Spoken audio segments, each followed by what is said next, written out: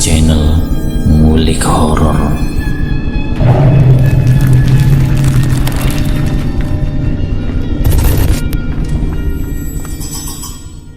Assalamualaikum warahmatullahi wabarakatuh.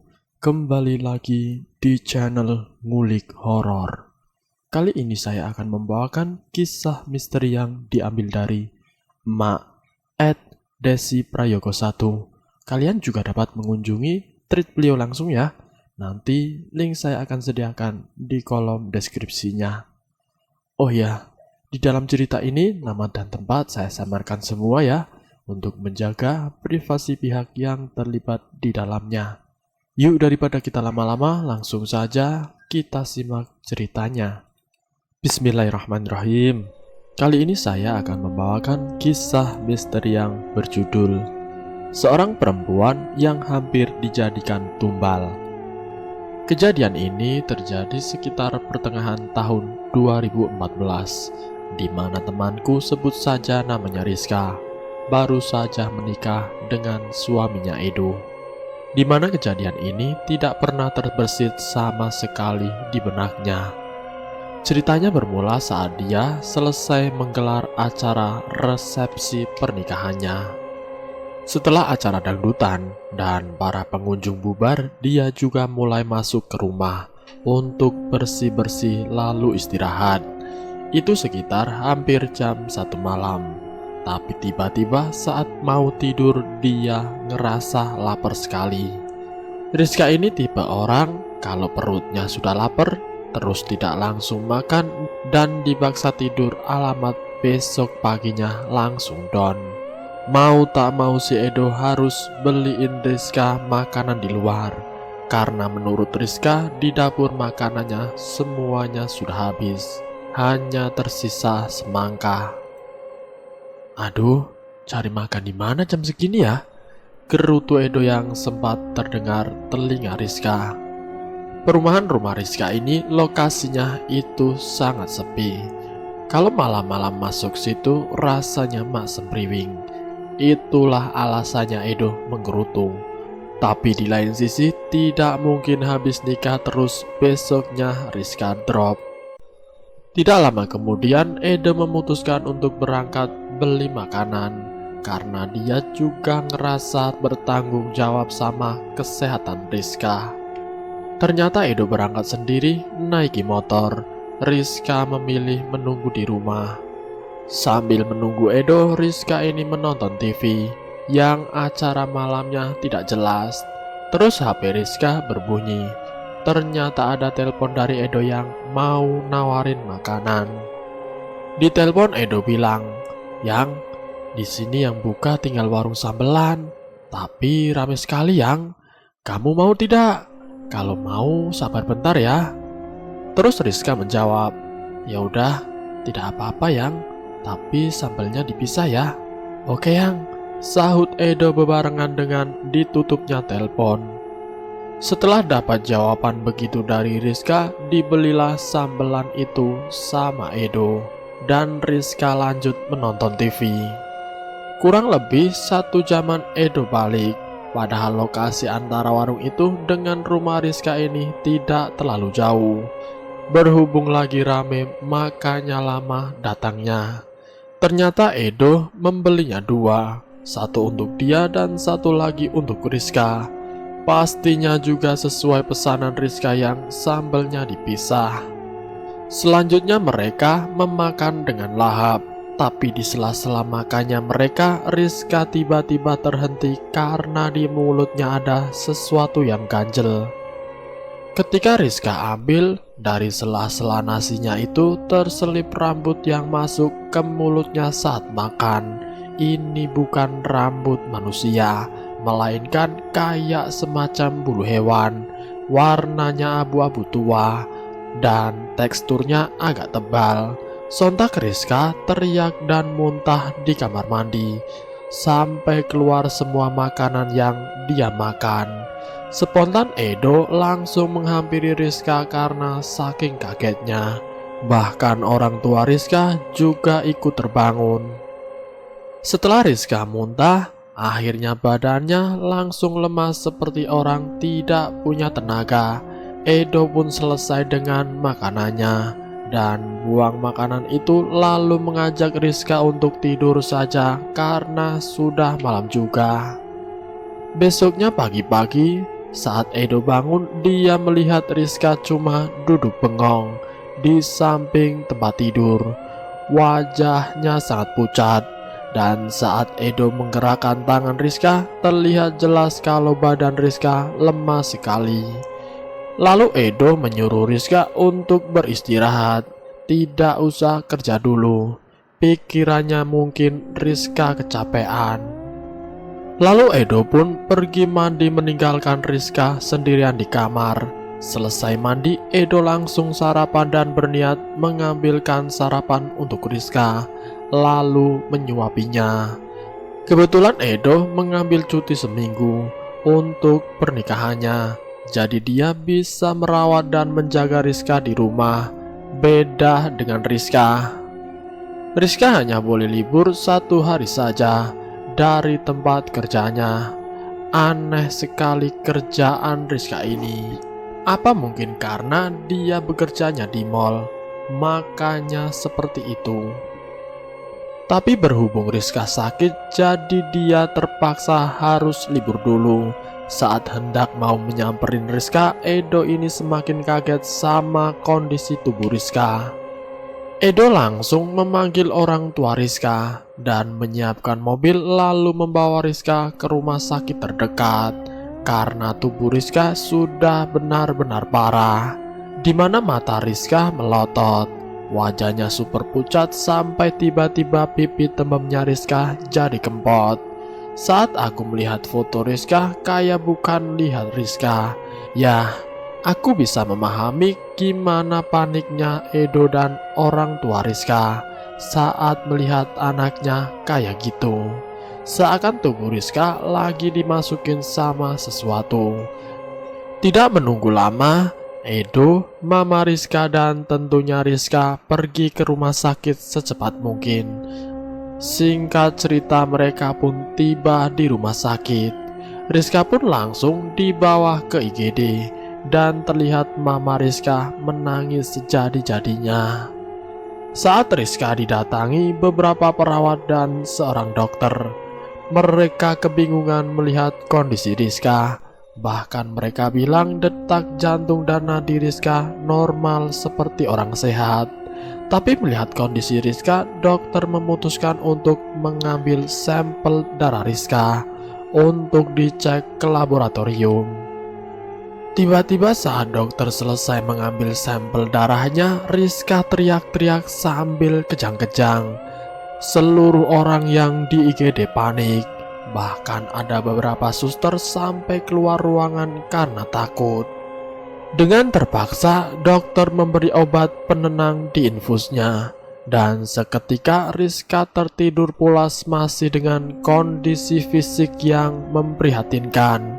Saat aku melihat foto Rizka di rumah sakit itu, seperti aku melihat orang yang tidak makan berbulan-bulan. Karena itu jelas sekali tubuh Rizka menyusut, hanya tinggal kulit dan tulang. Setelah menunggu kurang lebih setengah jam, hasil dari laboratorium keluar.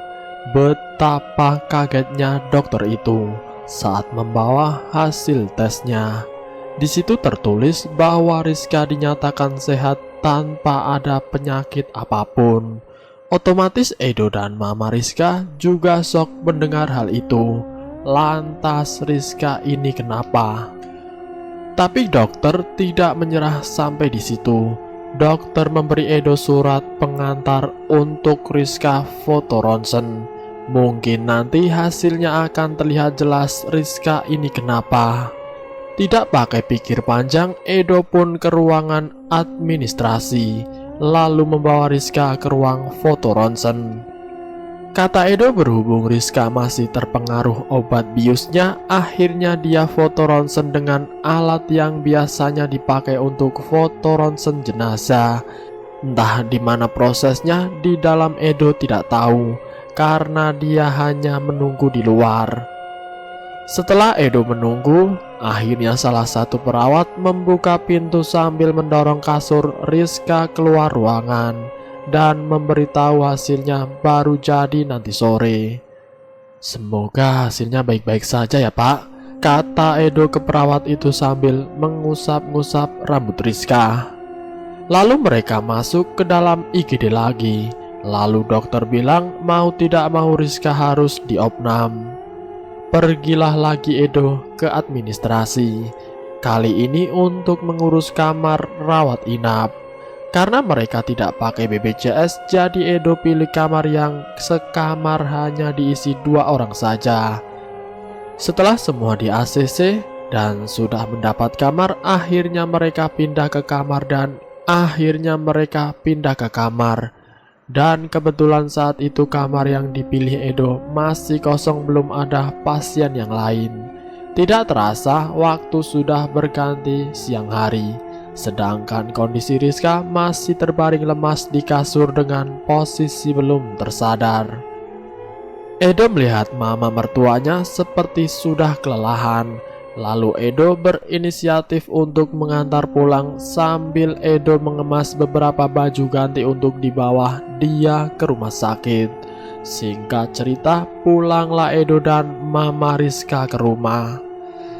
Saat Edo balik lagi dan tiba di rumah sakit, dia kaget bukan main.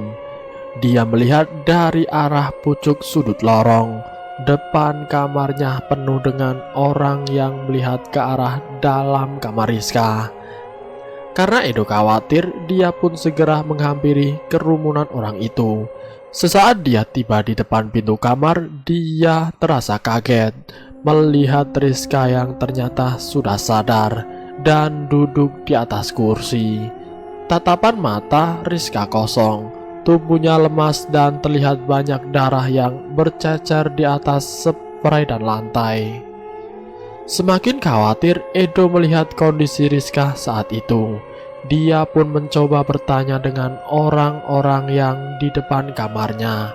Menurut kesaksian salah satu suster jaga di bagian ruangan itu berkata, "Tadi saya dengar ada suara orang teriak-teriak, Pak.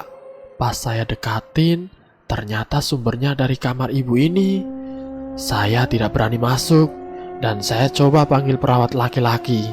Begitu saya ketemu dan kita bareng ke sini, saat kita buka pintu, ibunya sudah duduk di situ, Pak, dan spray penuh dengan darah.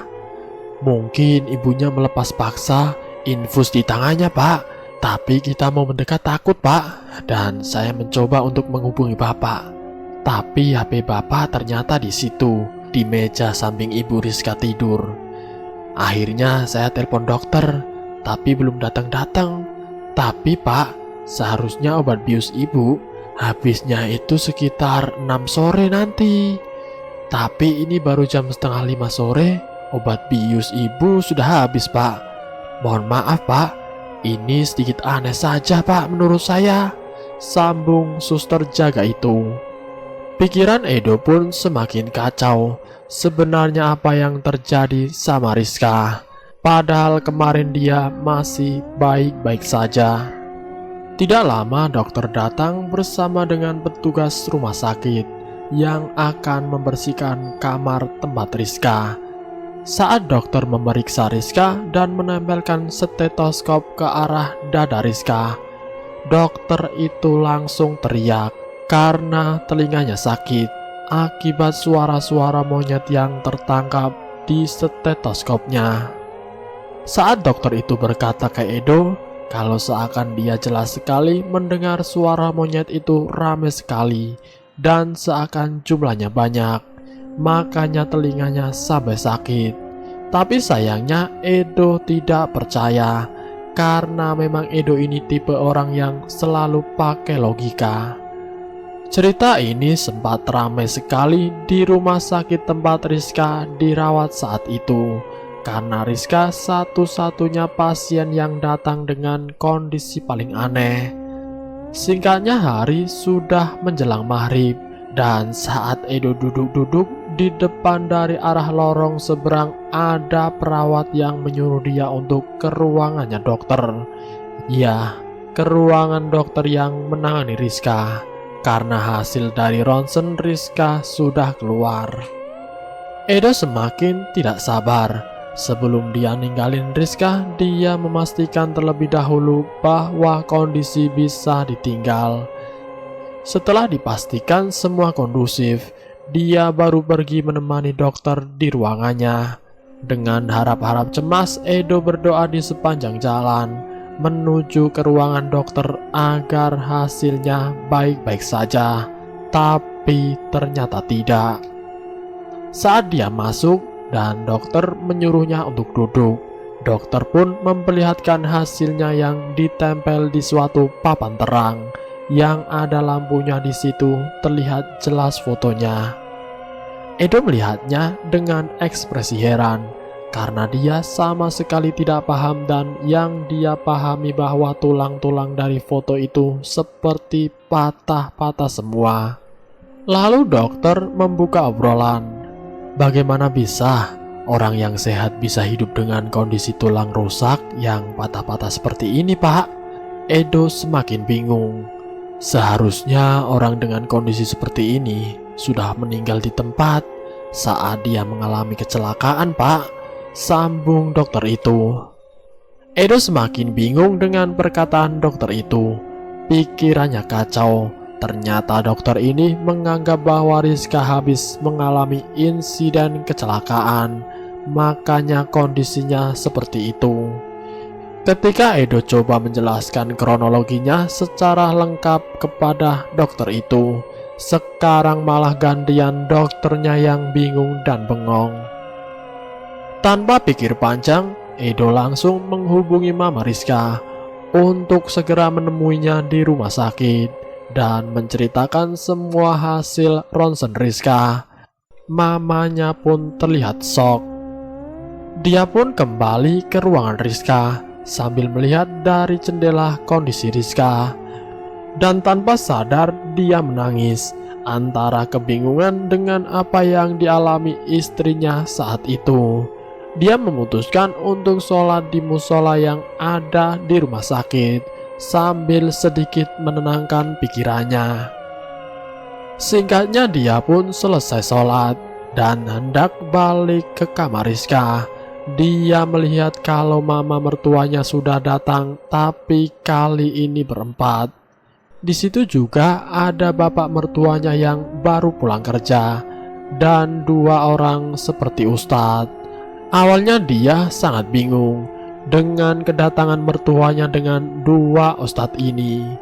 Tapi setelah dia dijelaskan maksud kedatangan mertuanya itu, Edo mulai memahami sedikit demi sedikit. Mereka berlima bersama-sama menghampiri Rizka di kamarnya. Saat Edo membuka pintu, dua ustadz ini kaget sekali. Katanya di kamar Rizka dipenuhi dengan monyet-monyet yang wajahnya aneh-aneh bahkan seperti siluman. Sedangkan Edo dan mertuanya cuma saling bertatap penuh heran. Terus dua ustadz ini mencoba bersikir sambil memasuki ruangan Rizka, sambil sesekali mencoba minggir, seakan-akan seperti sedang menghindari sesuatu yang tidak terlihat oleh Edo dan mertuanya. Setelah itu si Rizka bangun sambil berteriak, "Ngaleh kon, ojo melok urusanku. Pergi kamu, jangan ikut campur urusanku," teriak suara itu. Tapi kedua ustadz ini tidak membalas apa-apa dan masih terus bersikir. Lalu salah satu dari ustadz ini menyuruh Edo dan mertuanya untuk keluar ruangan karena mungkin nanti kondisinya bisa ricuh. Edo dan mertuanya pun mengiyakan. Mereka bertiga keluar meninggalkan Rizka dan dua ustadz tadi. Mereka hanya memandangi apa yang terjadi dari luar jendela. Tiba-tiba mereka kaget. Tingkah laku Rizka tiba-tiba berubah seperti monyet dan berusaha menyerang dua ustadz itu, tapi tubuhnya selalu terpental. Edo yang melihat itu tidak tega. Edo berusaha masuk tapi ditahan sama mertuanya. dan mencoba memberi penjelasan kepada Edo bahwa ini yang terbaik untuk Rizka, karena mengingat medis juga tidak paham dengan apa yang Rizka alami. Edo menurut, dia tahu saat ini nyawa Rizka dalam bahaya dan jadi taruhannya. Dia mencoba bersabar. Setelah melewati pertarungan cukup sulit, saat itu juga Rizka langsung muntah darah.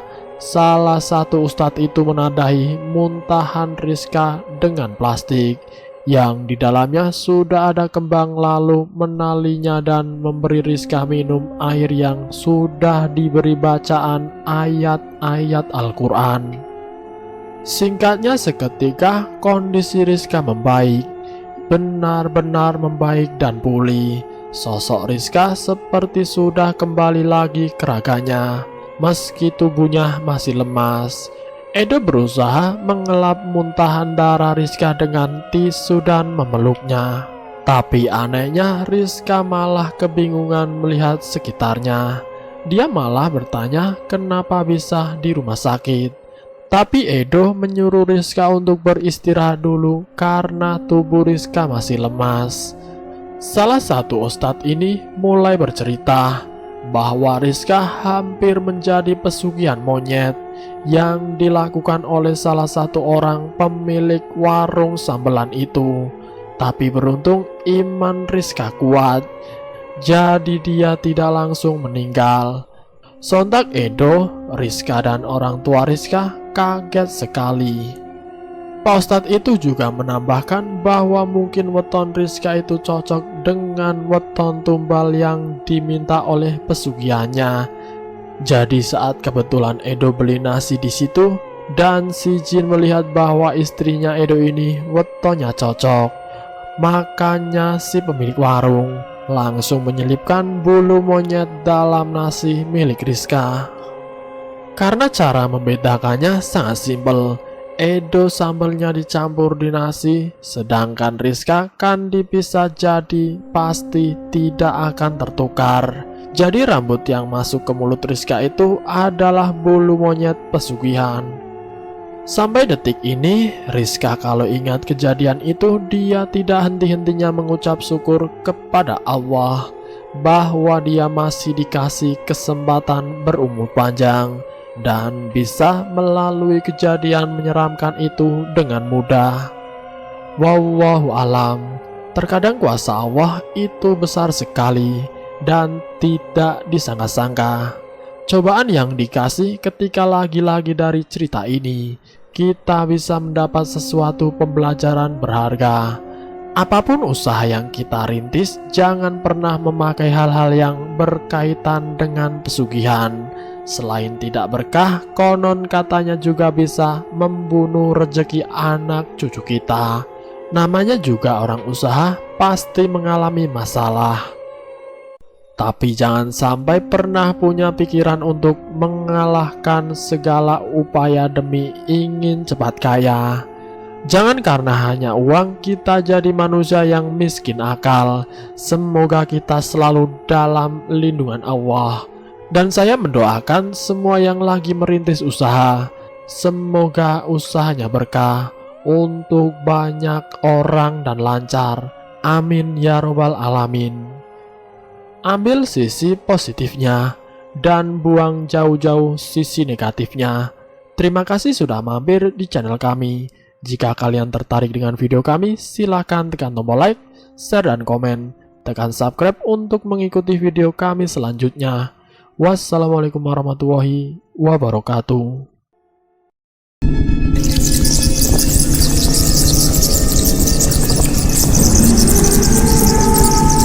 Selamat datang di channel Ngulik Horor.